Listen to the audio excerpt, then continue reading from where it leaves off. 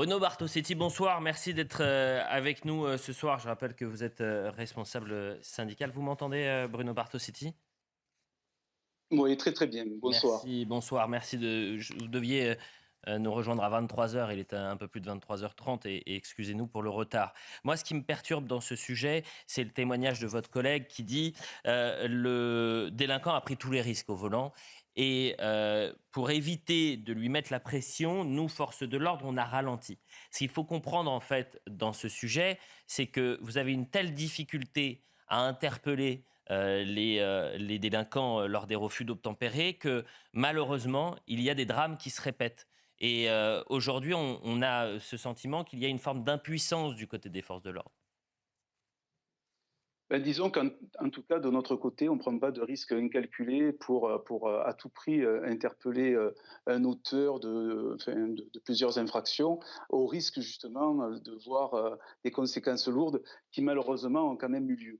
Vous savez, je pense à mes collègues, ils ont dû très certainement dans un premier temps relever l'immatriculation et dans beaucoup de situations, je prends des sujets extrêmes, c'est comme sur les braquages. Est-ce qu'on doit intervenir immédiatement pour arrêter les voyous au risque finalement de se retrouver avec des victimes collatérales? Voilà, on a quand même de la réflexion quand on travaille. Est-ce que c'est de l'impuissance? En tout cas, ça a été de la sagesse de la part de mes collègues, ça c'est certain. C'est pas un reproche quand je dis l'impuissance, Bruno Non, non, non, Bartosetti, vous avez bien compris, c'est que oui, j'ai l'impression j'ai que bien le compris. climat qu'il y a aujourd'hui autour des forces de l'ordre, c'est-à-dire que sur les refus d'obtempérer, il y a une partie de la gauche qui explique que la police tue, il y a aussi une question qui est très compliquée, c'est-à-dire qu'un policier qui intervient, il sait que sa vie va basculer. Un policier qui utilise son arme lorsque il y a la légitime défense, une fois qu'il l'a utilisée, il passe par la case garde à vue automatiquement. Donc ces mécanismes-là, peut-être il y a un moment de réflexion du côté du policier qui se dit, mais là, si j'interviens, si j'interviens fortement, eh bien ma vie peut basculer. Et on s'est posé la question tout à l'heure sur la présomption de légitime défense, par exemple. Oui, complètement. C'est-à-dire que là, vous abordez un sujet important, c'est-à-dire qu'on a des policiers aujourd'hui en France qui ont perdu la vie parce qu'ils ont réfléchi avant de faire usage de leur arme dans un cadre de légitime défense. Et le policier, dans un cadre de légitime défense, on pourrait partir sur la présomption de légitime défense, mais lorsque sa vie est aujourd'hui mis à prix, on va dire, par des criminels, c'est sûr que ça va très très vite. Il peut, le petit quart d'heure qui va, le petit quart de seconde qui va lui manquer pour faire usage de son arme, eh bien ça peut lui coûter la vie.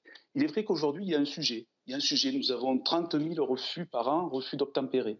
Le policier utilise son arme à 200 reprises maximum à chaque fois qu'on se retrouve dans ce genre de situation.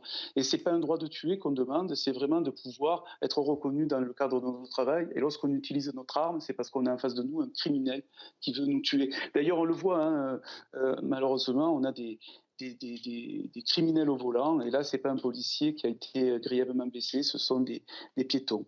Voilà, c'est vrai que le contexte est quand même très difficile en France. En revanche, on ne demande pas un permis de tuer, qu'on soit bien d'accord là-dessus, mais c'est vrai que de reconnaître notre travail, parce que nous sommes des professionnels, et lorsqu'on utilise notre arme, c'est pour se défendre et neutraliser un individu Et criminel. c'est d'ailleurs, vous savez, c'est ça aussi quand je parle de climat. Lorsque on parle de présomption de légitime défense, certains y répondront permis de tuer. Et c'est là toute la difficulté intellectuelle, idéologique qu'il faut peut-être changer, c'est-à-dire donner les moyens. Et il y a une phrase qui n'a pas été, je trouve, assez décryptée cette semaine lorsque le ministre de l'Intérieur, Gérald Darmanin, était sur notre antenne. Il a dit, moi, je défends les forces de l'ordre a priori.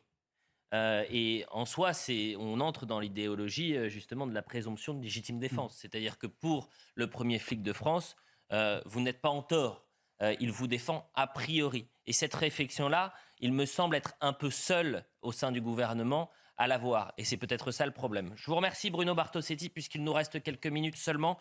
Et je voudrais qu'on termine. J'aurais pu rajouter un Allez-y, bien sûr, allez-y Bruno Bartosetti, bien Allez, sûr. très, très, très vite, très vite. Vous avez aujourd'hui 2 syndicats de commissaires qui ne sont pas d'accord sur la présomption de légitime défense.